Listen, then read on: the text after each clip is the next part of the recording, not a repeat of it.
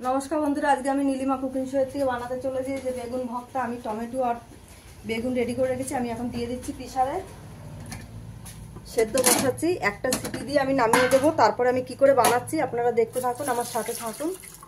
অল্প করে পরিমাণে জল দিয়ে দিলাম, দিয়ে আমি এই যে সেদ্ধ বসিয়ে দিচ্ছি। গোটাই একটা সিটি মেরে আমি নামিয়ে দেবো। হয়ে গেছে বন্ধুরা, আমার একটা মেরে আমি রেখে দিয়েছি। এই যে এরকম সেদ্ধ হয়েছে। এবার আমি এটাকে বার করে ছাড়িয়ে নেব। খোলাটা ছাড়িয়ে ছাড়িয়ে রাখছি। এই যে আমি ছাড়িয়ে নিলাম। এবার আস্তে আস্তে আমি এটাকে পুরো ছাড়ানো হয়ে গেলে আমি এটাকে কাঁটা চামচ দিয়ে থেতো করে নেব। এই আমার হয়ে গেছে রেডি করা। এবার আমি কড়াইতে বসাবো কি করে আপনারা দেখতে থাকুন, সাথে থাকুন। বসিয়ে দিলাম কড়াই। এবার আমি দিয়ে দেবো পরিমাণ মতন তেল। প্রথমে তেলটা গরম হলে এই যে আমি পেঁয়াজ কুচি করে রেখেছি, রসুন থেতো করে রেখেছি, কাঁচা লঙ্কা কুচি কুচি করে রেখেছি। এগুলো তেলে দিয়ে ভাজা ভাজা হবে। তারপরে দেবো বেগুনটা। হয়ে গেছে আমার তেল গরম। এবার আমি দিয়ে দিচ্ছি পেঁয়াজ কুচিটা, আর সঙ্গে দিয়ে দিলাম রসুন কুচিটা। একটু ভাজা ভাজা হোক, তারপর দিয়ে দেবো কাঁচা লঙ্কাটা। এবার দিয়ে দিচ্ছি কাঁচা লঙ্কা কুচিটা। একটু ভাজা ভাজা দেয়,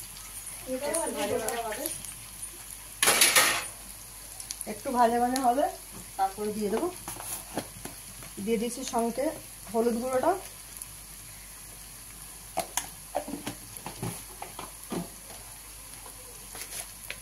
আর সঙ্গে পরিমাণ মতো নুনটা দিয়ে দিলাম।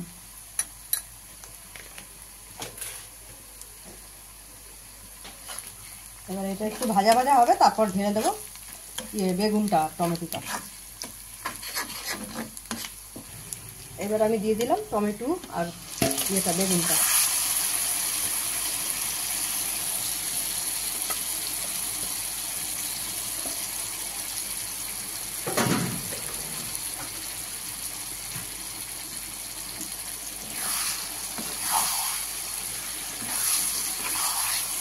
এটা একদম নেড়ে শুকনো হয়ে যাবে। তারপরে আমি এটাকে নামাবো।